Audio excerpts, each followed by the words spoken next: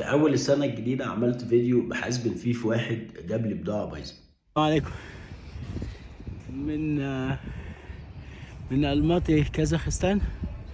احب اقول للي بعت لي، للمزارع اللي ما عرفش ربنا وما اتجاش ربنا وبعت لي شغل تعبان، حسبي الله ونعم الوكيل فيك. الفيديو ده كان صادق جدا وكان كله مشاعر لان انا خسران، فجاب ملايين المشاهدات، عجب الناس، فالناس بعدها تعاطفت معايا وبقى بيتواصلوا معايا، اخبارك ايه، عامل ايه، بتاع، وبقى الناس عارفين ان انا عايش في كازاخستان. بعدين الناس بدأت تسأل ازاي يا احمد نسافر كازاخستان، ازاي نروح كازاخستان، طب انت سافرت ازاي؟ كنت بقول ان انا تعرضت للعنصرية هنا، فالناس بدأت تقول لك طب انت ايه اللي وداك، طب ما ترجع بلدك، المصريين كلهم ما فيش مكان الا لما راحوا، وقصص وحوارات. فبصراحة انا قصتي كبيرة ومختلفة، فلو انت مش بتحب القصص الطويلة اعمل كده.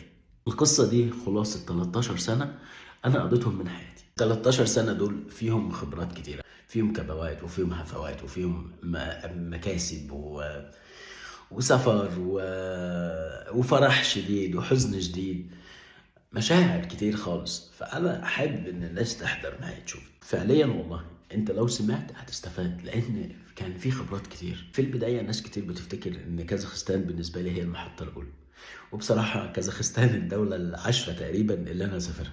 قبل كده سافرت الصين، ماكاو، هونج كونج، السعوديه، الامارات، فيتنام، ماليزيا، ولما جيت هنا سافرت روسيا، سافرت اوزبكستان، وسافرت دول كتير الحمد لله.